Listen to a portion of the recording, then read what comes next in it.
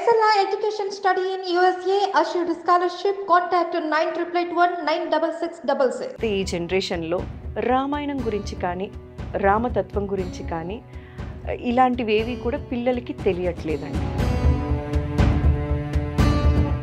చాలా చాలా ఇంపార్టెంట్ అండి. ఎందుకంటే రాముడు రామాయణం ఈ దేశం యొక్క ఐడెంటిటీ. భారతదేశం అంటే ఏంటి అంటే ధర్మం గురించి మాట్లాడిన దేశం. రాముడు ఎవరు? భారతదేశంలో అందరికంటే గొప్ప నాయకుడు. అలానే రావణాసురుడు, రావణ బ్రహ్మ అంటారండి. ఆయన విపరీతమైన శివభక్తుడు. రాముడి కంటే కూడా రావణాసురుడికి ఎక్కువ కళలు తెలుసు అని కూడా అంటారు కదండి.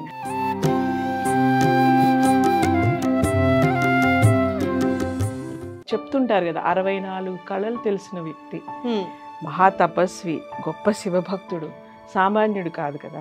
మరి లంకని శివుడి దగ్గర నుంచి ప్రసాదంగా పొందినవాడు, ఎంత గొప్ప శివతాండవ స్తోత్రాన్ని అందించినవాడు, చాలా గొప్ప విద్వాంసుడు. మామూలు నవగ్రహాలని గ్రహాలని ఇక్కడ ఇలా ఉండు అలా ఉండు అని శాసించగలే శక్తి కలవాడు, సామాన్యుడు కాదు. పూజలు చేసామా, శాస్త్రం చదివామా, వేదం చదివామా, ఇవన్నీ చదివి ధర్మాన్ని పాటించకుండా పక్క మనిషిని నొప్పిస్తూ ఉంటే అన్నిటికంటే గొప్ప ఆరాధన అదే. ధర్మం ఆచరిస్తే చాలు, ధర్మం ఆచరించిన వాడి దగ్గర అంతా ఉంటుంది, ఇంకేం లేదు. అది మనం చెప్పాలి. ధర్మం ఆచరిస్తూ ఉంటే అదే నిజమైన పూజ.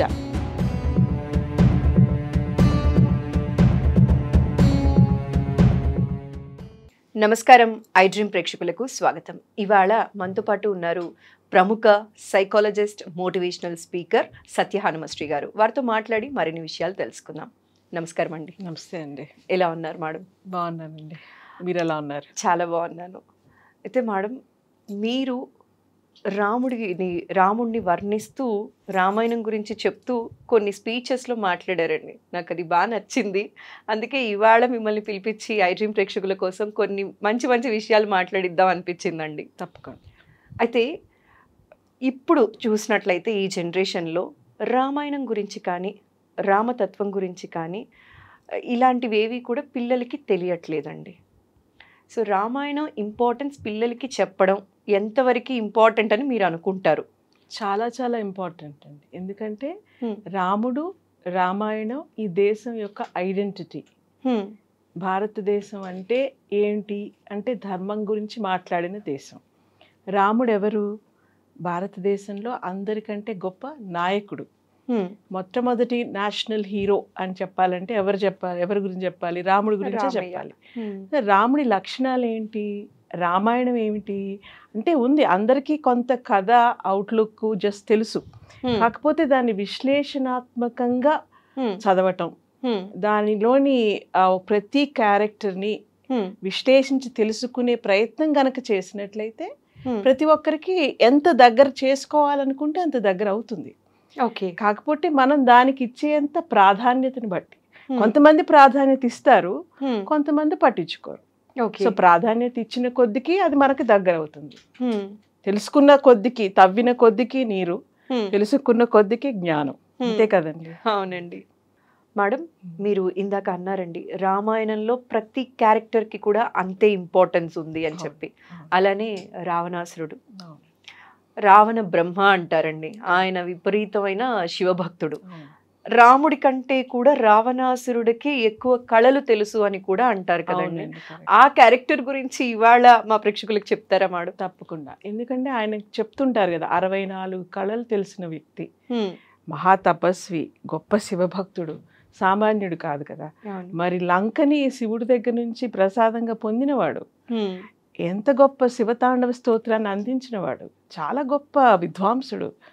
మామూలు నవగ్రహాలని గ్రహాలని ఇక్కడ ఇలా ఉండు అలా ఉండు అని శాసించగలే శక్తి కలవాడు, సామాన్యుడు కాదు. కాకపోతే రాముడు మానవ రూపంలో కూడా అంత గొప్ప విద్వాంసుణ్ణి, అంత గొప్ప తపస్విని, అంత గొప్ప శివభక్తుణ్ణి కూడా సంహరించగలడు. ఎలా? ధర్మం అనే దారిని ఎంచుకున్నప్పుడు అనే ఉదాహరణని మనకి రామాయణం ద్వారా తెలిపాడు. మహావిష్ణువు. అంటే నాకే ప్రత్యేకమైన శక్తులు లేవండి, నేను ఒక మానవ మాతృని అని అందరం అంటాం కదా. ఒక మానవ మాతృడు కూడా అన్ని శక్తులు గల ఒక ప్రతినాయకుణ్ణి కూడా ఎదుర్కోగల శక్తి నీకు ఎప్పుడు వస్తుందంటే సత్యాన్ని ధర్మాన్ని ఆచరించినప్పుడు. అదే రాముడు చేసింది. ఆ శక్తి రామ బాణంలో ఉన్న శక్తి సత్యం ధర్మం. ఎక్కడ ధర్మం తప్పలా ఆ శక్తి వస్తుంది. అది మనం తెలుసుకోవాల్సింది రామాయణం నుంచి. అదే ఒక మానవుడు కూడా ఎలా శక్తిమంతుడు కాగలడు అంటే రాముడు ఎలా ప్రవర్తించాడో అలా ప్రవర్తిస్తే తప్పకుండా అవుతాడు, కానీ మనం ప్రయత్నం చేయం. కొంతమంది చేసిన వాళ్ళు ఉంటారు, కానీ వాళ్ళు మనకి ఏమంటారంటే మనకు అంత ఎమినెంట్గా మనకు కనపడరు, కానీ వాళ్ళకు ఉంటాయి, ఆ పవర్స్ వాళ్ళకు ఉంటాయి. వాళ్ళు తప్పకుండా సాధించి తీరుతారు, వాళ్ళు సామాన్యులు కాదు, ఉంటారు. అయితే మేడం ఇంకొక మాట కూడా నేను ఈ సందర్భంలో మిమ్మల్ని అడగాలనుకుంటున్నానండి. ఇప్పుడు రామాయణం కానీ భాగవతం కానీ భగవద్గీత కానీ ఇలాంటివి ఎవరైతే ఈ తత్వాన్ని అర్థం చేసుకుంటారో, పిల్లలు కానీ పెద్దవాళ్ళు కానీ, ఎంత పెద్ద కష్టం వచ్చినా కూడా వాళ్ళకి ఆ కష్టంలో ఇక్కడ నేర్చుకున్న ఆంతర్యం కానీ ఇక్కడ పట్టుకున్న ఆంతర్యం వాళ్ళకి బాగా ఉపయోగపడుతుందని చాలామంది పెద్దలు చెప్తూ ఉంటారండి. అయితే ఇప్పుడున్న జనరేషన్ ఆ తత్వాన్ని పట్టుకోవడంలో విఫలమవుతున్నారా, తల్లిదండ్రులు విఫలమవుతున్నారంటారా? అంటే ఇది తల్లిదండ్రులని కాదండి, పిల్లలని కాదు. ఈ జ్ఞానానికి చేరువ అవ్వాలంటేనండి ఒక సందర్భం రావాలంతే. మీరు ఎవరిని తీసుకోండి, చరిత్రలో ఒకరికి ఒక జ్ఞానం ఉదయించాలి, ఒక విషయం పట్ల వాళ్ళకి ఆసక్తి కలగాలి, అది వాళ్ళకి చేరువ కావాలి అంటే దానికి తగిన సమయం రావాలంతే. మనం ఎంత చెప్పినా సరే ఈ భగవద్గీత చదువు, రామాయణం చదువు, అది చేయి ఇది చేయి, ఆ జిజ్ఞాస అనేది దానంతటికి అదే అంకురిస్తుంది ఏ మనిషికైనా. ఇప్పుడు మన దేశంలో తెలియని వాళ్ళు ఎంతమంది ఉన్నారు కదా, భగవద్గీత తెలిసిన వాళ్ళు ఉన్నారు, ఆ తత్వం గురించి చెప్పేవాళ్ళు ఉన్నారు, రామాయణం గురించి చెప్పేవాళ్ళు. వాళ్ళందరికీ ఎలా చేరువైంది? ప్రతి ఒక్కరికి కాకపోయినా కొందరికి చేరువైంది. సో వాళ్ళకు కూడా జీవన ప్రయాణంలో ఎప్పుడో ఒకప్పుడు దానిపైన ఆసక్తి అనేది కలుగుతుంది. కానీ ఆ ఆసక్తి కలిగినప్పుడు చేరువలోకి రాగలిగే గొప్ప ధర్మశాస్త్రాలన్నీ ఈ దేశంలో పుట్టాయి. ఇప్పుడు మీకు వేరే దేశాల్లో కనుక మీకు ఎక్స్ప్లెయిన్ చేయాలంటే ఒక కర్మ సిద్ధాంతం లేదు. ఇప్పుడు నీకెందుకు కష్టం వచ్చింది, నేను ఏ రోజు ఏది చేయలేదు, ఏ తప్పు చేయలేదు, బట్ నేను ఎందుకు అనుభవించాలి అనే దానికి అర్థం చెప్పమంటే మరే దేశంలో అర్థం చెప్పలేరు. కానీ ఈ కర్మ సిద్ధాంతం ఏదైతే ఉందో ఈ దేశంలోది, అది మాత్రమే దానికి కరెక్ట్ ఎక్స్ప్లెనేషన్ ఇవ్వగలుగుతుంది, ఒక మనిషికి స్వాతంత్రం ఇవ్వగలుగుతుంది. మనం అనుకుంటాం మనకు మాత్రమే తెలుసని, కానీ నేను చాలా వేరే కంట్రీస్లో కర్మ ఇస్ చాలా పాపులర్ వర్డ్, వాళ్ళందరూ కర్మ కర్మ అంటారు. తెలుసు చాలా మందికి ఆ సిద్ధాంతం గురించి పరిచయం ఉంది. అంటే అలా అలా అలా దాని ప్రాచుర్యంలో ఎప్పటికీ ఒక బీజంలో శక్తి ఉంటే అది ఎప్పటికీ కూడా ఇది పోదు, అది మరల ఎక్కడో చోట వస్తూనే ఉంటుంది. అది ఇట్ విల్ లైక్ కంప్లీట్గా పోవడం అనేది ఉండదండి. ఎప్పుడు ఎక్కడో ఒక చోట ఆ బీజం యొక్క శక్తి ఎక్కడ నాటినా కూడా దాని మొలకలు, దానికి సంబంధించిన వ్యక్తులు ఎక్కడో చోట ప్రపంచంలో పుడుతూనే ఉంటారు, దాని ప్రచారంలోకి తీసుకొస్తూనే ఉంటారు. ప్రతిదానికి ఒక టైం రావాలి అన్నట్టు కూడా రామతత్వం తెలుసుకోవాలి అంటే కూడా టైం అనేది ఖచ్చితంగా వచ్చి తీరాలి. అంతే.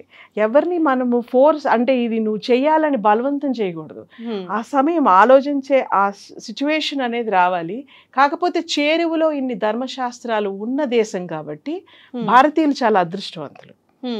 భారతీయులకి ఇన్ని తత్వం, ఇంత ధర్మం, అంత చక్కగా అద్భుతంగా ఉంటాయి మనవన్నీ. ప్రతి కథ యొక్క సారాంశం ఎంత గొప్పగా ఉంటుందండి. ఇప్పుడు మీరు ఆ ధర్మవ్యాధుడు కథ మీకు తెలిసే ఉంటుంది, కౌశికుడు గురించి. కౌశికుడు ఏంటి, ఒక విశ్వామిత్రుడు వంశంలో పుట్టినవాడు, చాలా అన్నీ తెలుసు అనుకుంటాడు. కానీ ఒక చిన్న పక్షిని తన కంటి చూపుతో నేలకి రాల్చేస్తాడు. అలాగే భిక్షాటనికి వెళితే ఒక సామాన్య గృహిణి తన జీవితంలో అంత కొన్ని గంటల ముందు జరిగిన విషయం ఏమిటో చెప్పగలుగుతుంది అలవోకగా. ఈ భారతదేశంలో ఒక సామాన్య గృహిణి, నేనేమి పక్షి కాదు నీ కోపానికి దగ్ధమవ్వడానికి అంటే ఆశ్చర్యపోతాడు. అదేంటి నేనింత ఎప్పుడు జపం తపం చేసే నాకే తెలియదు, నా జీవితంలో కొన్ని గంటల క్రితం జరిగిన విషయం ఒక గృహిణి ఎలా గ్రహించగలిగింది అంటే ఆమె ఆచరించేది కూడా ధర్మమే. ఎవరు తమ ధర్మాన్ని ఆచరిస్తారో అంత మాత్రమే చెప్పాను. అతనికి తెలియని విషయాలు తెలుసుకోమని పంపించింది ఎవరి దగ్గరికి? ధర్మవ్యాధుడి దగ్గరికి. ఓ ధర్మవ్యాధుడు అంటే ఎంత గొప్ప గురువో, ఏ కుటీరంలో ఉంటాడో అని ఊహించుకొని వెళ్తాడు. కానీ అతను ఒక మాంసం కొడుతూ ఉండే ఒక వ్యక్తి. అతని దగ్గర ధర్మసూత్రాన్ని ఒక ముని లేకపోతే ఒక ఋషి లాంటి వ్యక్తి తెలుసుకున్నాడు. అంటే ఈ దేశంలో జ్ఞానం అనేది కేవలం ఒక కులానికి, ఒక వర్ణానికి, ఒక వృత్తికి పరిమితమై లేదు. ఒక గృహిణి దగ్గర, ఒక మాంసం కొట్టేవాడి దగ్గర, ఒక యోగి దగ్గర, ప్రతి ఒక్కరి దగ్గర ఉంది. అంటే ధర్మం అంతర్లీనంగా ప్రతి జీవితంలో ముడిపడి ఉంది. అంటే ఎంత గొప్పదండి అది. అసలు ఈ భారతదేశం యొక్క ఐడెంటిటీ ఔన్నత్యమే అది. అది మనం తెలుసుకోవాల్సింది. మనం ధర్మం అంటే పూజలు చేయడం, గుడికి వెళ్ళడం, అంటే గుడి దాని ప్రాశస్త్యం దానికి ఉందండి. కాకపోతే ఇవే చూస్తున్నాం మనం, రిచువల్స్ పైన వాటిని. కానీ జీవితంలో ఎంత మనం దాన్ని పాటిస్తున్నాం, ఎంత జీవితానికి అన్వయిస్తున్నాం, అది ధర్మం. కరెక్ట్ గా చెప్పారండి. ఎందుకంటే పూజలు చేసామా, శాస్త్రం చదివామా, వేదం చదివామా, ఇవన్నీ చదివి ధర్మాన్ని పాటించకుండా పక్క మనిషిని నొప్పిస్తూ ఉంటే అన్ని అతని శక్తి. ఏది చదవకపోయినా మనస్ఫూర్తిగా అవతల వాళ్ళు బాగుండాలి, వాళ్ళు ప్రశాంతంగా ఉండాలని మంచి కోరుకుంటూ ధర్మ మార్గంలో వెళ్తే అన్నిటికంటే గొప్ప ఆరాధన అదే. ధర్మం ఆచరిస్తే చాలు. ధర్మం ఆచరించిన వాడి దగ్గర అంతా ఉంటుంది, ఇంకేం లేదు. అది మనం చెప్పాలి. ధర్మం ఆచరిస్తూ ఉంటే అదే నిజమైన పూజ. అంటే పూజ చేయడాల్లో వాటికి అవసరమైనవి ఇవన్నీ వేరు. కాకపోతే మనం ఏం చేస్తున్నాం అంటే దైనందిన జీవితంలో దీనిని పక్కన పెట్టేసి దానికి ఎక్కువ ప్రాధాన్యతనిచ్చేస్తున్నాం. ఆడంబరంగా మనం ఎంత చేసాము, ఎన్ని వేసాము, ఇంతే. కానీ పక్కకు తిరగగానే మనం ఇప్పుడు ఒక అభిషేకానికి వెళ్తుంటాడు ఒక వ్యక్తి, అంబులెన్స్ వస్తుంది, అంబులెన్స్ చాలా అర్జెంటుగా హాస్పిటల్కి వెళ్ళాలన్నప్పుడు నా అభిషేకం 2 గంటలు లేట్ అయినా పర్వాలేదు, కానీ నేను అంబులెన్స్కి దారి ఇవ్వాలి అని అనుకున్నాడు అనుకోండి, అది ధర్మం. లేదు, నేను ముందు వెళ్ళిపోవాలి, అభిషేకం నేను చెయ్యాలి, నా పని నాదే, పక్కవాడు ఎటుపోతే నాకేంటి, అందులో ఇంకే ధర్మం ఉంది? అంటే ఈశ్వరుని నువ్వు కష్టంలో ఉన్న వ్యక్తిలో చూస్తున్నప్పుడు, నీ ధర్మాన్ని నువ్వు ఆచరించినప్పుడు నీకు ఈశ్వరుడి అనుగ్రహం ఇంకా ఎక్కువ ఉంటుంది. అది మనం తెలుసుకోవట్లేదేమో అనిపిస్తుంది. అప్పుడు మనం గుడికి వెళ్ళాల్సిన అవసరం లేదు, ఈశ్వరుడే స్వయంగా నువ్వు ఈశ్వరుడి దగ్గరికి వెళ్ళాలి, నీ మనసు స్వాంతం కోసం వెళ్ళాలని వెళ్ళవు. కాకపోతే అక్కడ నేను చేయటానికి ఇచ్చిన ప్రాధాన్యత కన్నా ఇతర వ్యక్తులలో, ఇతర వాటికి అవసరమైనప్పుడు నేను ముందు వెళ్ళిపోవడం అవసరమా, ఇవాళ అంబులెన్స్కి నేను దారి ఇవ్వటం అవసరమా? అది ధర్మ. అక్కడ ఆలోచించాల్సింది ధర్మం అంటే ఏం లేదు, విచక్షణ. ఇదా అదా? రాముడు చేసింది అదే. ఇక్కడ నేను వెళ్ళాలా, రాజ్యాన్ని వదిలిపెట్టాలా, అడవులకు వెళ్ళాలా అంటే ఆలోచన రావాలి కదా. కోర్టులో నేను ఫస్ట్ హెయిర్, నేనే రాజ్యాధికారానికి అర్హుణ్ణి, కోర్టులో కేసేస్తాను అనలేదు రాముడు. ఇప్పుడైతే అదే చేస్తారు కదా ఖచ్చితంగా. కానీ రాముడు దేనికి ప్రాధాన్యత ఇచ్చాడు? ఇక్ష్వాకు వంశంలో ఆయనకు ముందున్న రాజులు అందరు గొప్ప రాజులే, అందరూ గొప్ప గొప్ప వ్యక్తులే. ప్రతి రాజు యొక్క చరిత్ర తీసుకుంటే రఘు మహారాజు కానివ్వండి, దశరథుడు కానీ, అందరూ గొప్ప గొప్ప రాజులు. వాళ్ళందరి చరిత్రకి ఏమాత్రం కలంకం రాకుండా నా పూర్వీకులు ఎలా జీవించారో, ఇక్ష్వాకు వంశస్థులు ఎప్పుడూ ఇచ్చిన మాట తప్పరు, కాబట్టి నా తండ్రికి చెడ్డ పేరు రాకూడదు, నా తండ్రి ఇచ్చిన మాట నిలబెట్టాలి అని తన ప్రాధాన్యతలని, తన ప్రాధాన్యత అసలు ఉండదు అక్కడ. ఏం అవసరం అంటే రాజు యొక్క గౌరవాన్ని నిలబెట్టడం, ఆ వంశం యొక్క గౌరవాన్ని, ప్రతిష్టని నిలబెట్టడం. కాబట్టి చాలా మంది చెప్తుంటారు తండ్రి మాట విని, తండ్రి కోరిక మేరకు. తండ్రి కోరిక అసలు కానే కాదు అది. ఆయనకి చాలా ఇష్టమైన పుత్రుడు, ఆయనే రాజు కావాలని కోరుకున్నాడు దశరథుడు. అది తప్పని పరిస్థితి. ఆయన ఇచ్చిన మాటకి చెప్పలేక చెప్పిన దానిని అర్థం చేసుకున్న పరిస్థితిని రామయ్య అర్థం చేసుకున్నాడు రాముడు. అది అలా కాన్సెప్ట్స్ని, ధర్మాన్ని విధంగా మనం కనుక విశ్లేషించుకుంటూ వెళితే అది చాలా అర్థవంతంగా ఉంటుంది. అయితే హనుమశ్రీ గారు, ఇంకొక మాట కూడా నేను ఈ సందర్భంలో అడగాలనుకుంటున్నానండి. రామయ్య పరిస్థితిని అర్థం చేసుకున్నారని మీరు అంటున్నారు. సీతారాములు అనే పిలుస్తాం మనం. అంటే సీతమ్మ లేకుండా ఆయన ఏ పని కూడా చెయ్యరు. ఏకంగా స్వర్ణ విగ్రహం పెట్టుకొని యాగం కూడా చేశారు అమ్మ అడవిలో ఉన్న టైంలో.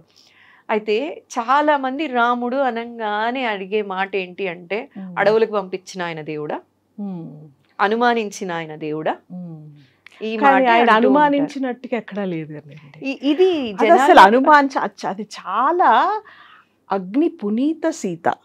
అంటే నువ్వు ఇప్పుడు చూడండి, ఇప్పుడు మీరు అన్నారు ఎందుకండి మనం బయటికి వెళ్ళిన తర్వాత పూజ చేయాలంటే మన స్నానం చేసి వెళ్ళాలంటారు. అంటే నువ్వు క్లెన్స్ చేసుకుంటావు నువ్వు. అలాగే ఒక రాక్షసుడి వనంలో అంతకాలం ఉన్న సీత, ఆమెకు ఒక గొప్ప ఆరా ఉంటుంది కదా. నువ్వు అగ్ని పునీతలాగా మళ్ళా నీకు ఆ రెమినెన్స్ ఆఫ్ ది లంక, ఆ లంకలో ఉన్నటువంటి ఆ రాక్షస సమూహము, ఆమె అనుభవించినటువంటివన్నీ కూడా అక్కడ ప్రక్షాళన చేసుకోవడానికి అగ్ని పునీత అయిందని ఎందుకు అనుకోరు? ఆలోచన విధానం అగ్ని పునీత అంటే అగ్నిలోకి వెళ్ళి ఒకసారి క్లెన్స్ ఇప్పుడు మనం ఫైర్ క్లెన్సింగ్ అని ఇప్పుడు మనం దిష్టి తీసేటప్పుడు తీస్తాం కదండి, పట్టుకొని నిప్పులతో తీస్తారు కదా, చుట్టూతా తిప్పుతారు కదా. అమ్మవారు కాబట్టి అగ్నిలోంచే వచ్చింది, అంతే కదా. ఆరాని క్లెన్స్ చేసుకున్నారే తప్ప రామయ్య అనుమానం అంత కాదు అని కాలా అసలు అలా తీసుకొని అట్లా ఆ డౌట్ అనేదే లేదు. క్లెన్సింగ్ అగ్ని పునీత సీత అగ్నితో ఒకసారి మళ్ళా క్లెన్స్ చేసుకుంది. ఎందుకనంటే ఆ ఉన్న ఆరా, ఆమెకున్నటువంటి అంతకాలం ఆ రాక్షస సమూహంలో రకరకాల మాటల మధ్య ఆమెను అనుభవించిందంతా వదిలి వెళ్ళిపోవాలి. మనం ఒక చోట మనకి సరిపడిన చోట నుంచి మనం వెళ్ళిపోయినప్పుడు మనని మనం ఎలా క్లెన్స్ చేసుకుంటామో అట్లా సీతాదేవి కూడా ఒక్కసారి ఆ లంకని విడిచే ముందు తనని తాను క్లెన్స్ చేసుకుని రాముడితో వెళ్ళిపోయింది. అంతేగాని అక్కడ అలాంటిది ఏమీ లేదు. ఎంత తెలుసండి, సీత ఎక్కడ ఒక గడ్డి పరక పట్టుకుని రావణాసుడిని బెదిరించింది కదా.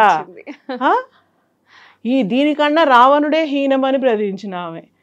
మరి ఆమె చేయగలదు, కావాలనుకుంటే ఆమెకున్న తపశక్తితో అక్కడే ఆయన దగ్ధం చేయగలదు. కానీ మానవ రూపంలో ఉన్న రాముడు ఆ కార్యాన్ని సాధించాలి. హనుమ కూడా చేయగలడు, కానీ అది రామకార్యమే, రాముడే చేయాలి. ఎందుకంటే మానవుడు మాత్రమే సంహరించగలడనే వరాన్ని రావణాసుడు పొందున్నాడు కదా. అందుకని అయితే హనుమశ్రీ గారు, అయోధ్య రామ్లల్ల ప్రతిష్టాపన జరిగింది. సో దీని మీద మీరు ఎలా ఫీల్ అయ్యారు? ప్రతిష్టాపన జరిగినప్పుడు ఎలా అనిపిస్తోందండి? చాలా చాలా చాలా చాలా ఆనందానికి గురయ్యాను. అంటే నిజంగా ఆనంద బాష్పాలు ఆ ప్రతిష్ట మహోత్సవాన్ని చూసినప్పుడు చాలా సంతోషం అనిపించింది. ఎందుకంటే ఈ దేశానికే నాయకుడు, అంటే ఈ దేశంలో రాజ్యం అంటే రామరాజ్యం, ఒక వ్యక్తి, ఒక వ్యక్తిత్వం, ఒక నాయకుడు అంటే రాముడు. అటువంటి రాముడికి స్థానం లేకుండా ఆయన పుట్టిన జన్మస్థానంలోనే ఆయనకంటూ ఒక స్థానం లేకపోవటం, అది కూడా భారతదేశం యొక్క ఉనికిని, ధర్మాన్ని ప్రశ్నిస్తున్నది. ఇన్ని సంవత్సరాలుగా మనకి స్వాతంత్రం వచ్చి ఇన్ని సంవత్సరాలు అయినా కూడా మన ఐడెంటిటీని మళ్ళా మనం ప్రతిష్ఠ చేసుకోలేకపోవటం అనేది నిజంగా చాలా బాధ కలిగించింది ఇన్ని సంవత్సరాలు. కానీ రాముడిని అక్కడ ప్రతిష్ఠ చేయటం అంటే మళ్ళీ భారతదేశంలో ఒక ధర్మ సంస్థాపనని మరల ప్రతిష్ఠ చేసినట్టే. కానీ కేవలం విగ్రహ ప్రతిష్ఠ చేయటంతో సరిపోదు. ఎందుకనంటే ఇప్పుడు రాముడి జన్మస్థానానికి దగ్గరలోనే మనకు కొన్ని ప్లేసెస్ ఉన్నాయండి, టూరిస్ట్ ప్లేసెస్.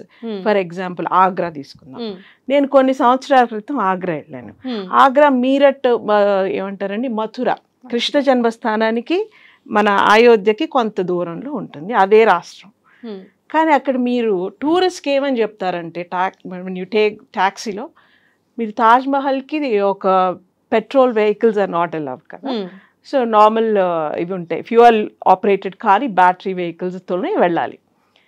మీరు వెళ్ళే దారిలో మిమ్మల్ని చాలామంది మోసం చేస్తారు. ఇవాళ తాజ్మహల్ అసలు క్లోజ్డ్ అనే చెప్తారు. మిమ్మల్ని ఎక్కడెక్కడికో మరలిచ్చి మీకు అవి ఇవి అంటగట్టి మీతో కొనిపిస్తారు, జాగ్రత్త అని చెప్తాడు అక్కడ లోకల్ పర్సన్. అలాగే నాలాగా ఇంటర్నేషనల్ టూరిస్ట్ ఎందరో వెళ్తారు కదండి, వాళ్ళందరికీ కూడా అలాగే చెప్తారు కదా. ఎందుకంటే వాళ్ళ టైంకి వాళ్ళు రావాలి కాబట్టి. సో వాళ్ళందరికీ ఏం ఇంప్రెషన్ వస్తుంది అంటే, ఈ దేశంలో ధర్మానికి సత్యానికి ప్రతీక అయిన రాముడు, కృష్ణుడు, వారి జన్మస్థానాలు ఉన్న రాష్ట్రంలో ఇంత మోసం జరుగుతూ ఉందంటే ఎంత హిపోక్రసీ ఇది. అంటే మన స్టాండర్డ్స్ని మనం ప్రశ్నించుకోవాలి. మనం ప్రశ్నించుకోవాలి కదా, అవును. ఇలా జరగకూడదు కదా, ఎవరికి మన మీద ఇటువంటి అభిప్రాయం కలగకూడదు కదా, బయట నుంచి వచ్చే ఏ వ్యక్తికి కలగకూడదు. అదే నేను 2 సంవత్సరాల తర్వాత సింగపూర్ వెళ్తే ఒక టాక్సీలో కూర్చుంటే ఇక్కడ గార్డెన్స్ బై ద బే అని ఒక ప్లేస్ ఉంటుంది. ఆ ప్లేస్కి తీసుకెళ్ళడానికి ఇంత ఫేర్ అని మాట్లాడిన తర్వాత ఆ ఫేర్ అతని దగ్గర ఎంత ఫేర్ అయిందో దానికంటే తక్కువ ఛార్జ్ చేశాడు. అదేంటి ఇంత అయింది, నువ్వు తక్కువ ఎందుకు తీసుకుంటున్నావు అంటే, నేను ఒక యూటర్న్ ఇంకొంచెం ముందుకెళ్ళి తీసుకున్నాను, ఇంకా ముందే తీసుకోవాల్సింది, మీకు ఈ ఫేర్ కంటే తక్కువ ఫేర్లోనే నేను మిమ్మల్ని ఇక్కడికి తీసుకురావాల్సింది, నా పొరపాటు మూలాన మీరు ఎక్కువ ఫేర్ ఇవ్వకూడదు. ఎందుకంటే రేపు నేను ఎప్పుడైనా నేను ఇలా చేశానంటే ఈ దేశంలో టాక్సీ వాళ్ళు మోసం చేస్తారని మా దేశం పేరు పడిపోతుంది. కాబట్టి అబ్బా, ఒక టాక్సీ డ్రైవర్ అతని దేశం యొక్క పేరు ప్రతిష్టల గురించి ఎంత తపనతో ఉన్నాడు. అది నిజమైన రామభక్తి, అది నిజంగా రాముడిని గౌరవించటం. ఎక్కడి వాడైనా కావచ్చు, అతనికి రాముడు తెలిసి ఉండొచ్చు, తెలియకపోవచ్చు, కానీ ఇది అసలైన తత్వం. మనం ఇది గ్రహించాలి. ఇప్పుడు రేపు ఇవన్నీ వచ్చేసిన తర్వాత రేపు అయోధ్యలో కానీ ఇక్కడ మోసం చేయరు, ఇక్కడ అందరూ నిజం మాట్లాడతారు. అది మన ఐడెంటిటీ. అప్పుడు కదా మన ప్రపంచం గౌరవిస్తుంది. అది కదా మనం తెలుసుకోవాలి. ఇప్పుడు మనం ఎందుకు ఇలా అయిపోయింది? మన మెకాలే మన దేశం గురించి బ్రిటిష్ పార్లమెంట్లో చెప్పినప్పుడు, వర్ణించినప్పుడు ఏం చెప్పాడు? నేను ఉత్తరం నుంచి దక్షిణం వరకు 4 చెరుగుల ఈ దేశాన్ని తిరిగాను. హై మోరల్ స్టాండర్డ్స్ ఉన్నాయి ప్రతి ఒక్కరికి, గొప్ప గొప్ప విలువలతో ఉన్నారు. అసలు ఎంత గొప్ప విలువలతో ఉంటారు అక్కడ మనుషులు. వాళ్ళ విలువలు పడగొట్టాలంటే వాళ్ళ విద్యా వ్యవస్థని మార్చాలని చెప్పాడు. అదే వాళ్ళు చేశారు. అంటే మనం ఎంత హై మోరల్ స్టాండర్డ్స్తో ఉండేవాళ్ళం ఈ దేశంలో. మన దేశం యొక్క ఐడెంటిటీయే అది. ఇప్పుడు రాముడిని ప్రతిష్ఠ చేయడం అంటే మళ్ళా మనం ఆ స్థితికి చేరడమే. ఓ భారతదేశమా, అక్కడ మనుషులు ఇలా ఉంటారు, అది కదా, దట్ ఈస్ ఐడెంటిటీ. లైక్ కొన్ని దేశాలు అట్లా వాటికి ఒక ఐడెంటిటీని క్రియేట్ చేసుకుంటున్నాయి. అవన్నీ ఎప్పుడో నిద్రాణ స్థితిలో ఉన్న దేశాలు, అప్పుడు ఏమీ లేదు, మనకింత కల్చర్ సివిలైజేషన్ ఉన్నప్పుడు అవి ఏమీ లేని ద్వీపాలు. కానీ వాటికి కూడా అవి ఒక ఐడెంటిటీని క్రియేట్ చేసుకుని ప్రపంచంలో ఎక్కడైనా ఒక దేశం గురించి మాట్లాడితే ఇది అని చెప్పగలిగే స్థితిలో ఉన్నాయి కదా. మరి మనం ఆ స్థితికి ఎదిగినప్పుడే నిజంగా రాముడికి మనం నిజంగా పట్టాభిషేకం చేసినట్టండి. అయితే మన సనాతనం కానీ మన భారతీయతని కానీ కాపాడటంలో యువత పాత్ర ఎంతవరకు ఉంటుందని మీరు అనుకుంటున్నారండి? ఎలా ఉండాలని మీరు భావిస్తున్నారు? యువత పాత్ర ఎంత ఉంటే అంత మంచిదండి. ఎందుకంటే వాళ్ళే కదా ఇప్పుడు ప్రస్తుతం ప్రతి రాజకీయాల్లో ఉన్నది యువతే, మీడియాలో ఉన్నది యువతే, ఉద్యోగాల్లో ఉన్నది యువతే. సో యువత ఎలా ఉంటే దేశం అలా ఉంటుంది. They mirror what is the country, right? So ఎలా ఉండాలి అంటే మనం ఆ విలువలకి ప్రాధాన్యత ఇస్తే, ధర్మంగా ఉండటం, ఇవి ఏంటి బెనిఫిట్ అనేది మన వాళ్ళకి ఆలోచన ఎలా ఉంటుందంటే, ఎందుకు ఉండాలి? ఇన్స్టెంట్గా గ్రాటిఫికేషన్ కావాలి. మోసం చేస్తే ఉన్నది లేనిది కల్పిస్తే ఎక్కువ వస్తాయి, ఇమీడియట్గా వస్తుంది బెనిఫిట్. సో దానికి వీళ్ళు ఎక్కువ అట్రాక్ట్ అవుతారు. దాని మూలాన దీనిని పక్కన తోసేస్తూ ఉంటారు. కానీ వాళ్ళు తెలుసుకోవాల్సింది ఏంటంటే, ఇమీడియట్గా రాకపోయినా ఆలస్యంగా వచ్చినా ఎప్పుడూ ధర్మానికే మంచి రిజల్ట్ ఉంటుంది. ఆ మధ్య ఒక మూవీ వచ్చింది చూడండి, సన్ ఆఫ్ సత్యమూర్తి. అదే దాని కాన్సెప్టే అది. మనకేమనిపిస్తుంది, ఏంటి ఈయన పిచ్చాయనలాగా అందరిని నమ్ముతాడు, అందరికి ఇస్తాడు, అందరినీ కాపాడటం కోసం తను. కానీ అలా జీవించిన వాళ్ళ జీవితంలో చూడండి, రాను రాను చాలా అద్భుతమైన మార్పులు ఉంటాయి. అవన్నీ ఏంటంటే మనం పరిశీలనగా పట్టించుకోం. కానీ వాళ్ళు ఎప్పుడు లూజ్ అవ్వరు. మనకేమనిపిస్తుంది అంటే వాళ్ళు లూజ్ అవుతున్నారు, వాళ్ళకి ఏముంది వాళ్ళ, కానీ అలా ఉన్న వాళ్ళ లైఫే బాగుంటుంది అనే ఎగ్జాంపుల్స్, ఉదాహరణలు మనకు సమాజంలో ఉంటారు. వాళ్ళని వెతికి వాళ్ళకి చెప్పి ఇలాంటివి కూడా రావాలి, ఈ కాన్సెప్ట్స్ కూడా రావాలి, ఇలా కూడా ఉంటుంది, టర్న్ అవుతుంది ఈవెంట్స్. అట్లాగే ఇప్పుడు మనం ఇంకొక సినిమా కూడా వచ్చింది కదండి, అది పరేష్ రావల్ సినిమా, మన వెంకటేష్ గారిది, లేకపోతే హిందీలో పరేష్ రావల్ రోల్ చేశారు. అది ఆ మూవీలో చూడండి, వాళ్ళు అసలు భగవంతుడు నమ్మని వ్యక్తి, గోపాల భగవంతుడు నమ్మని వ్యక్తి, కానీ ధర్మాన్ని ఆచరిస్తాడు తెలియకుండానే. ఎలా ఆచరిస్తాడు? ఎక్కడికో వెళ్తాడు, కాశీ ఘాట్కి వెళ్తాడు, అందరికి అది పెట్టండి ఇది పెట్టండి అంటాడు. కానీ తనకు తెలియకుండానే తన చేతిలోని పిండం నిజంగా ఆకలితో ఉన్న వ్యక్తి ఒళ్ళో పడుతుంది. అతని ఆశీర్వాదమే అతనికి అన్ని కష్టాల నుంచి బయటపడతాడు. అక్కడికి ఎక్కడ నమ్మకం లేని వ్యక్తికే భగవంతుడు పక్కన ఉంటాడు. ఎందుకు? ఆయనకి పూజలు చేశాడా, అభిషేకాలు చేశాడా? ఏదో ధర్మంగా ఉన్నాడు. ధర్మంగా ఉంటే దేవుడు ఉంటాడు పక్కన. అది తెలుసుకోవట్లా. ఆ కాన్సెప్ట్ కంటే నేను ఎన్ని రకాల అలంకరణలు చేస్తే దేవుడు వస్తాడు. అలంకరణలు చేయాలండి, తప్పలేదు. ఎందుకంటే అది ఆహ్లాదాన్ని ఇస్తుంది, తప్పలేదు. కాకపోతే దానికే ప్రాధాన్యత ఇస్తున్నాం మనం. ఆడంబరానికి ఇచ్చినంత ప్రాధాన్యత ఆచరణకి ఇవ్వట్లేదు. ఆచరణ, దైనందిక జీవితంలో ఆచరణ. ఆడంబరం కాదు, పూజ కాదు, మనకు కావాల్సిన పూజ చేసినప్పటికీ కూడా ఆచరణ అనేది ఆచరణ, దైనందిన జీవితంలో ఆచరణ. ఆచరణ ఉంటే ఉంటుంది అనే కాన్సెప్ట్ మనకి ఇంకా ప్రబలంగా రావాలి అని అనుకుంటాను నేను. ఓకే, రావాలి అంటే ఎవరిలో మార్పు రావాలని మీరు అనుకుంటున్నారు? ఎలాంటి మార్పులు వస్తే ఆచరణలో పెడతామంటారు? ఎవరిలో రావాలి అని అంటేనండి, అది ఎలా జరగాలో అలా జరుగుతుంది. అది మన చేతిలో లేదు. కానీ కొందరు ఉంటారు వ్యక్తులు, అసలు లేరని నేను అనుకోను, ఉన్నారు, తప్పకుండా ఉన్నారు. పర్సంటేజ్ తక్కువ, ఆ పర్సంటేజ్ పెరగాలి. ఒక్కొక్కరికి ఒక్కొక్క సమయం వస్తుంది, ఎప్పుడో వాళ్ళకి రియలైజేషన్ వస్తుంది, మార్పు వస్తుంది. అది ఏమనాలి అంటే సైకిల్ ఆఫ్ ఎవల్యూషన్లో కూడా ఒక్కొక్క వ్యక్తిలో ఆ మార్పు రావాలంటే కొన్ని సంస్కారాలు, కొన్ని సన్నివేశాలు. ఇప్పుడు సానబెట్టాలి కదండి, ఒక శిల్పం తయారవ్వాలంటే ఎన్ని కొడితే కదా ఒక శిల్పం అవుతుంది. ఆ దెబ్బలు తగిలిన కొద్దికే ఆ వ్యక్తిలో ఆ పరిపూర్ణత్వం, ఆ పరిపక్వత వస్తాయి. అయితే మార్పు రావాలి అని చెప్పి మనం ఇప్పుడు మాట్లాడుకుంటున్నప్పటికీ కూడా ఆధ్యాత్మికత పేరుతో భయాలు, మూఢనమ్మకాలు కూడా పెంచేస్తున్నారండి. సో ఇలాంటివి చూసినప్పుడు దేవుడికి దగ్గర అవ్వటమా లేకపోతే మన ధర్మానికి దగ్గర అవ్వటమా అన్న విషయం పక్కన పెడితే హిందుత్వం అంటేనే ఒక రకమైన భయానికి కూడా గురవుతున్నారు. 100% ఒప్పుకుంటాను. సో ఇలాంటి మూఢనమ్మకాల్ని ప్రభావించే అంటే ఎక్కువగా ప్రభావితం చేస్తున్న వాళ్ళని చూసినప్పుడు మీకు ఎలా అనిపిస్తుంది? ఏం లేదండి, మనిషిలో ఉన్న ఇప్పుడు ఇన్సూరెన్స్ ఎందుకు ఉంటుంది? మన భయం మీద ఇన్సూరెన్స్ బిజినెస్. అలానే వీళ్ళు కూడా ఏంటంటే ఇది చేయకపోతే అది అవుతుంది, అది చేయకపోతే ఇది అవుతుంది, ఇలా పెట్టారా అమ్మో అయిపోతుంది. నాకు అసలు చాలా ఆశ్చర్యంగా ఉండేవాళ్ళు చెప్పేవాడిని, ఇలా పెట్టకపోతే ఇంకే ఉంది, రేపు ఈ రోజు ఇది జరుగుతుంది. అసలు ఇవన్నీ క్యాలెండర్లో ఇన్ని రకమైన రోజులు ఉన్నాయని ఇంతకు ముందు అసలు ఇంత ప్రాచుర్యంలో కూడా లేవు. కానీ ప్రతిరోజుని అదని ఇదని చెప్పి ఇలా చేయండి అలా చేయండి, ఇవన్నీ ఏం చేస్తున్నారంటే రిచువల్స్లోకి దించేస్తున్నారు. ఎంతసేపు అది ఇలా చేస్తే ఈ కర్మకాండ, అలా చేస్తే అలా, కొంతవరకు అవసరమే. కానీ విపరీతంగా వాటిని పెంచటం మూలాన ఏమవుతుందంటే మనం అన్నట్టు ఆచరణ తగ్గిపోతుంది. ఎందుకు ఈ భయం? ఎందుకు? భగవంతుడు అంటే అసలు భయమే ఉండకూడదు. ది ఫస్ట్ పాయింట్ ఇన్ ఆధ్యాత్మికతలో కానీ స్పిరిచువాలిటీలో కానీ ఫియర్లెస్నెస్. ఎగ్జాక్ట్లీ, ఎక్కడ ఫియర్లెస్నెస్ ఉంటుందో అదే నిజంగా భగవంతుడు అంటే. భయం ఏంటండి? మన అమ్మంటే నాన్నంటే మనకి ఎంత ప్రేమ ఉంటుంది, ఎంత ఎంత ఏమంటారు చనువు ఉంటుంది. భగవంతుడు అంతే కూడా అంతే ఉండాలి. భగవంతుడు is like that connection you make with God, so that you shouldn't fear. ఎందుకు భయం ఏంటి? భగవంతుడికి ఈ సమయానికి నేను ఇది పెట్టకపోతే నన్ను ఏమన్నా ఇది చేసేస్తాడేమో, నేను అది చేయకపోతే ఎందుకు చేస్తాడు? అసలు మనం చేసే పూజ భగవంతుడి కోసం కాదు, మన కోసమే. ఇప్పుడు మీరు దీపం వెలిగిస్తారు, ఆ వెలుగు, ఆ చుట్టూ ఉన్న ఆవరణ, అదంతా మీకు ఎంత పాజిటివిటీని ఇస్తుంది, పాజిటివ్ ఆరా. అది దానికోసం చేస్తాం మనం అన్ని. ఆ ధూపం, దీపం ప్రతి ఒక్కటి మనకి కళ్ళకి చాలా ఆనందాన్ని, ఆహ్లాదాన్ని ఇస్తాయి. అందుకని భగవద్ అవన్నీ కూడా సమకూర్చేలాగా చేశారు ప్రతిదీ కూడా.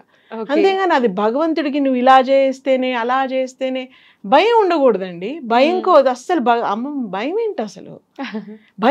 భయం ఎప్పుడు ఉంటుంది? తప్పులు చేస్తే భయం ఉంటుంది. అంటే ఆయనకి నచ్చిన దారిలో కాకుండా అధర్మంగా వెళితే భగవంతుడికి భయపడాలి. ధర్మంగా ఉండు, ఎవరికి అన్యాయం చేయకు, అప్పుడు నీకు భయం ఏంటి? దేవుడు అంటే దేవుడితో మాట్లాడు. ఇన్ ద సెన్స్ ఇలా మాట్లాడి క్రేజీ అనుకుంటారు. ఇది I mean to say, you make a connection in that way. ఒక క్రియేటర్ ఉన్నారు అన్నప్పుడే ఆ భయం ఉంటది. ఈ పని చేస్తే నేను సమాధానం చెప్పాలి, మన ధర్మం ఇది చెప్పింది కదా, మన సనాతనం ఇది చెప్పింది కదా అని మనం కరెక్ట్ మార్గంలో నడవటానికి ఒక దారి ఎంచుకోవటమే. పూజలైనా సరే, దేవుడి నమ్మకం అయినా సరే, ఇదంతా నమ్మకం మీద నడుస్తున్నదే అనిపిస్తుంది. విశ్వాసం అంతే, విశ్వాసం. ఎందుకంటే ఇంత క్రియేషన్ ఉంది అంటే they has to be a creator, right? And అది మన క్రియేషన్ని కూడా ఎంత అద్భుతంగా, ఎంత సైంటిఫిక్గా చెప్పారండి. ప్రతిదీ చాలా సైంటిఫిక్గా చెప్పారు. మన దశావతారాలు కంప్లీట్ ఇవల్యూషన్ థియరీ లానే ఉంటుంది సార్. ఎలా అయితే ఎక్వాటిక్ నుంచి ఆంఫీబియన్స్ నుంచి ఏవ్స్, రెప్టైల్స్ నుంచి ఏవ్స్ నుంచి మ్యామల్స్, ఎవ్రీ కాన్సెప్ట్ మనకి సైంటిఫిక్గా ఏముంటుందో మన స్పిరిచువాలిటీలో, మన ధర్మశాస్త్రాల్లో ఖచ్చితంగా అలాగే చెప్పుకుంటారు. ఎక్కడ ఏది కూడా అన్సైంటిఫిక్గా లేనే లేదండి. ప్రతిదీ సైంటిఫిక్గానే, చాలా సైంటిఫిక్. మీకు భగవద్గీత తీసుకోండి, సో మెనీ కాన్సెప్ట్స్ చాలా సైంటిఫిక్గా ఉంటాయి. సో ఇంకా ఏంటి మనకి ఆలోచించాల్సింది ఇప్పుడు. కాకపోతే ఆ కాన్సెప్ట్స్ని వేరే దేశాల వాళ్ళు బాగా పట్టుకున్నారు అండి. యోగ కర్మ సుకౌశలం అంటే ఒక పనిని చాలా నిమగ్నమై చేస్తే అది యోగంతో సమానం. నువ్వు కూర్చుని నువ్వేం చేయగల, నువ్వు ఒక పనిలో 100% ఇచ్చేయి, దట్ ఈస్ లైక్ యోగా. అంటే ఒక వస్తువు తయారు చేసేటప్పుడు నిమగ్నమై తయారు చేయి, దట్ ఈస్ యోగా. ఒక కళలో నిమగ్నమై నాట్యం చేయి, యోగా. ఒక పాట పాడు, యోగా. అన్నీ కదా. అలాగే మన జర్మన్స్ చేసే ప్రోడక్ట్స్ ఎందుకంటే అంత బాగుంటాయి, వాళ్ళ కార్స్ ఎందుకు ఎంత బాగుంటాయి, వాళ్ళ వాషింగ్ మెషిన్స్, డిష్ వాషర్స్, ఒక బ్రాండింగ్ ఎలా తయారు చేస్తారు ఆ కంట్రీలో. మరి భగవద్గీతని వాటిని వాళ్ళు ఎక్కువ ఫాలో అవుతారు కదా. అంటే భగవద్గీతలో ఉన్న కాన్సెప్ట్స్ ఎవరు ఫాలో అవుతున్నారు? మనం ఇంతమంది 100 మందిని కూర్చుందాం, 1000 మందిని కూర్చుని ఒకటే శ్లోకాలు పారాయణ చేద్దాం. పారాయణ చేద్దామా, ఆచరిద్దామా? ఆచరించాలి. ఆచరించినప్పుడు మీకు ఒక బ్రాండింగ్ వస్తుంది. బ్రాండింగ్ వస్తే దానిపైన ఒక విశ్వాసం ఉంటుంది. ప్రపంచంలో ఓహో వాళ్ళు తయారు చేసిన ప్రోడక్ట్ అంటే ఎదురు లేదు, అంత బాగుంటుంది అనే నమ్మకం కలిగిస్తే, ఆ బ్రాండింగ్ భారతదేశం తెచ్చుకోగలిగితే నిజంగా భగవద్గీత అదే. పారాయణం ఓన్లీ అదే శ్లోకాలు చదువుతా ఉండి నువ్వు దాన్ని ఏమి ఇంప్లిమెంట్ చేయకపోతే ఏముందండి? శ్లోకాలుగానే మిగిలిపోతాయి. శ్లోకాలు చెప్పిన వాళ్ళు మాత్రమే అవుతారు, కానీ ప్రపంచానికి అందించాం, కానీ మనం ఆచరణ చేయకపోతే ఏం చెప్తాం? హనుమాన్ చాలా గొప్ప వ్యక్తి. ఆయన గురించి ఎంత మాట్లాడినా తక్కువే. రామాయణంలో ప్రధాన పాత్ర హనుమంతుల వారిది. అయితే మంగళవారాలు, శనివారాలు చూసినట్లయితే హనుమంతుల వారి గుళ్ళో కిటకిటలాడినంత మంది జనాలు అక్కడ రామయ్య గుళ్ళో కనిపించరు. ఒక శ్రీరామనవమికో వడపప్పు పానకం పెట్టి కొలుచుకోవడం, ఆ ఒక్క రోజు కిటకిటలాడటం తప్ప రామ భక్తులు మాత్రమే ఉంటారండి రామాలయంలో ఎప్పుడో ఒకసారి. ఎందుకు అంటారు ఇది? ఇలాంటి చూసినప్పుడు ఎలా అనిపిస్తుంది? హనుమంతుడు బలానికి రిప్రజెంట్ చేస్తాడు. రుద్రాంశ సంభూతుడు అంటారు కదా. ఒక విషయం చెప్పాలంటే ఈశ్వరుడే ఆ లంకని ఇచ్చాడండి. అవును, రావణాసుడికి లంకని ఇచ్చింది శివుడు. ఈయన శివాంశ సంభూతుడే హనుమ. మళ్ళీ ఆ లంకని దహించింది కూడా ఆయనే. అవును, అంటే లంకని మంచి మార్గంలో ఉంటే రావణాసుడికి ఇచ్చినది శివుడే, తీసుకున్న ధర్మం తప్పినప్పుడు కాల్చినది శివుడే. అదే అంటే తూ హీ బిగాడే తూ హీ సవారే అంటారు కదా భగవంతుని. నువ్వే చెడగొడతావు, నువ్వే ఇస్తావు. ఎప్పుడు ఇస్తావు? బాగుంటే ఇస్తావు. నువ్వు ధర్మం తప్పావా, కాల్చేస్తాడు. అంటే శివుడి యొక్క ఫిలాసఫీ హనుమంతుడు చూపించాడు మనకు అక్కడ. అలాగే ధర్మబద్ధంగా ఉన్న రాముడికి ఆ శివుడే సేవకుడై వచ్చాడు. ఎంత గొప్ప మాట అండి అది, చెప్పండి. అయితే ఇంత గొప్ప రాముణ్ణి ఆరాధించాలంటే ఎందుకు భయపడుతున్నారు? రామయ్యని మొక్కితే కష్టాలు వస్తాయి అంటున్నారు, రాముడి గుడికి వెళ్తే శోకాలు పుడతాయి అంటున్నారు. ఇప్పటికీ కూడా అలాంటి అమాయకులు ఉన్నారండి. నేను ఇది చూశాను, విన్నాను. అందుకే ఈ క్వశ్చన్ అడుగుతున్నా. చాలా పల్లెటూర్లలో ఇప్పటికీ అపోహ ఉంది. అలా అనుకుంటే మరి మన భద్రాచల రామదాసుకి కనపడని రామలక్ష్మణులు మన ఆ నవాబు గారికి కనిపించి రామోజీ లక్ష్మోజీ అని చెప్పి నాణాలు ఇచ్చారా లేదా? విష్ణు భక్తులకి ఎప్పుడు కూడా పరీక్షలు ఎక్కువ. రాముడు కూడా విష్ణు అవతారమే కదా, అది అందరు చెప్తూనే ఉంటారు. శివుడికి ఏంటంటే ఆయన పాపం ఎక్కువ కష్టపెట్టాడు ఎవరిని. బోలా శంకరుడు. శంకరుడు. అందుకని అందరు పిల్లలే కదా, తల్లి చూడండి ఎక్కువసేపు మారం చేస్తే అమ్మ పాప మేము ఏడిపిస్తాంలే అని ఇచ్చేస్తుంది. దట్ ఈస్ ద శివుడి యొక్క తత్వం అలాంటిది. కానీ విష్ణుమూర్తి కొంచెం పరీక్షలు పెట్టాడు అని చెప్తారు కదా, ఆయన మరి కేశవ స్వరూపమే కదా, అలా అనుకోవాలి. అంతేగాని ఎందుకు మరి రాముడు ఎంతమందిని ఆదుకోలేదండి? పోతన రాస్తుండగా ఒక చోట ఎక్కడో తట్టకుండా అలా బయటకు వెళ్ళి వచ్చేసరికి పూరించాడా లేదా? త్యాగరాజస్వామికి, తులసీదాసుకి, ఇంతమందికి ఇన్స్పిరేషన్ ఎవరు? రాముడే. అసలు ఆయన సంకీర్తనలే కదా ఇంత అందంగా వినపడుతూ ఉంటాయి మనకి. అన్ని రాముడు గురించే కదా. ఇంకా రాముడు అంటే భయం ఏంటండి? అసలు రాముడు రామనామం ఉంటే ఒక జలదినే వాళ్ళందరూ దాటేశారే, అన్ని రాళ్ళన్నీ సముద్రంలో వేసేయగలిగారే. ఆయనే ఆ పేరు చెప్పకపోతే ఏంటి, నాలో ఉందా మహిమ, నా పేరులో ఉందా అని రాముడే ఒకసారి ప్రశ్నించుకున్నాడు.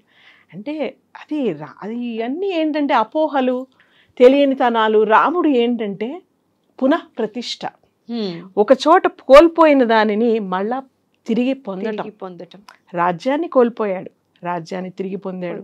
భార్యని కోల్పోయాడు, దూరమైంది భార్య, మళ్ళీ భార్యని తెచ్చుకున్నాడు. మానవ జీవితంలో కూడా ఇవి జరుగుతాయి. మనం కొన్ని కోల్పోతూ ఉంటాం, మళ్ళా తెచ్చుకుంటూ ఉంటాం. ఇంతకంటే మానవ జీవితానికి కావాల్సిన ఉదాహరణ ఏం కావాలండి? మానవ రూపంలో భగవంతుడు పునఃప్రతిష్టను గురించి చక్కని ఉదాహరణ ఇచ్చి వెళ్ళాడు. ఎందుకంటే రాముడిని నువ్వు తలుచుకుంటే ఇట్స్ అన్ ఇన్స్పిరేషన్. ఓహో ఇవాళ నాకు కష్టం వచ్చిందా? రామ నీకు కష్టం వచ్చింది, నువ్వు నాలా ఏడ్చావు, నువ్వు నాలా పోగొట్టుకున్నావు, కానీ మళ్ళా సాధించావు. నువ్వు సాధించేటప్పుడు ఆ ఈశ్వర స్వరూపం, ఆ రుద్రాంశ సంభూతుడైన హనుమయే నీకు తోడై తన సైన్యాన్నంతా తీసుకొచ్చి నీ పక్కన నిల్చున్నాడు కదా. అలాగే నాకు కూడా భగవంతుడు ఎప్పుడో చోట సహాయం ఇస్తాడు, అంతే. ఓకే, హనుమశ్రీ గారు, రామాయణంలో చాలా క్యారెక్టర్స్ ఉన్నాయి. ఒక్కొక్కళ్ళకి ఒక్కొక్క క్యారెక్టరైజేషన్ బాగా ఇష్టం. ప్రతి ఒక్కళ్ళకి అంతే ఇంపార్టెన్స్ ఉందండి.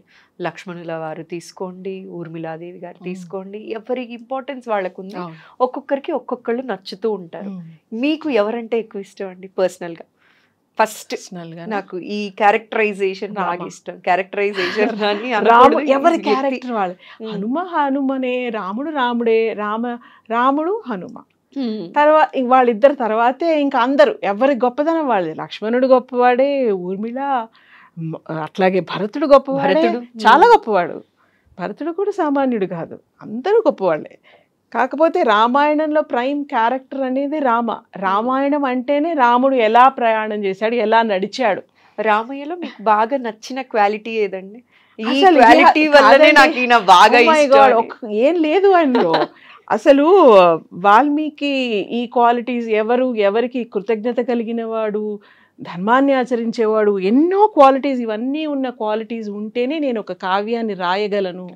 ఎవరు అంటే కనిపించిన క్వాలిటీ రాముడు ఒక్కడే కదా, కనిపించిన వ్యక్తి రాముడు.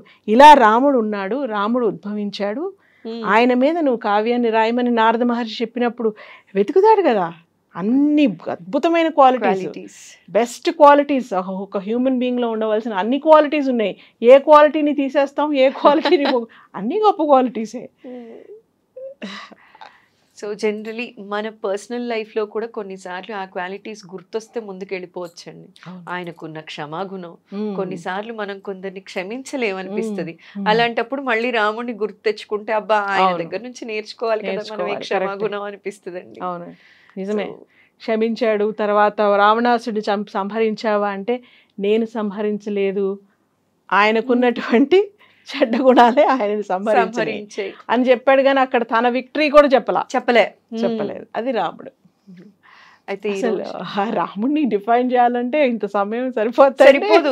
ఎన్ని రోజులు చెప్పుకున్నా, ఎన్ని గంటలు చెప్పుకున్నా తక్కువే. అయితే ఇవాళ మాత్రం నాకు చాలా సంతోషంగా ఉందండి. ఎందుకంటే రాముడి గురించి, రామాయణం గురించి, హనుమ గురించి, రావణాసుడి గురించి, రావణ బ్రహ్మ గురించి ఎన్ని మాట్లాడుకున్నాం. ఇప్పటి వాళ్ళకి అర్థమయ్యేలాగా చాలా చక్కగా వివరించారండి. మీ విలువైన సమయాన్ని మా ఐడ్రీమ్ ప్రేక్షకుల కోసం కేటాయించి నేను పిలవగానే ఇవాళ మీ టైం కల్పించుకొని ఇక్కడికి విచ్చేసినందుకు మరోసారి స్పెషల్గా థ్యాంక్స్ అండి. నమస్కారం. నమస్తే అండి.